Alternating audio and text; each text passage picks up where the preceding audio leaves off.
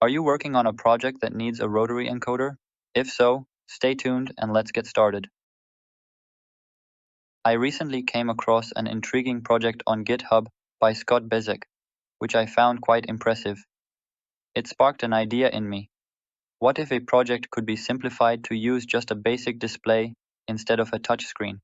Inspired by this, I designed a rotary knob that incorporates an encoder and an OLED display, aiming for functionality with a minimalist approach.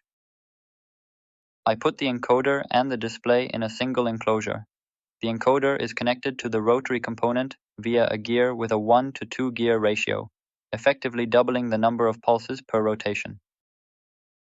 Every component of the enclosure, including the screws, are 3D printed. Assembling the knob is a straightforward process. Begin by fastening the rotary encoder with its accompanying nut. Attach the gear to the encoder, then put the rotary component in its position.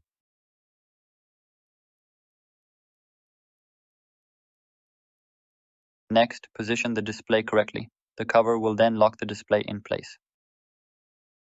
The final step involves securing everything by tightening the two nuts, after which the knob will be fully assembled and operational.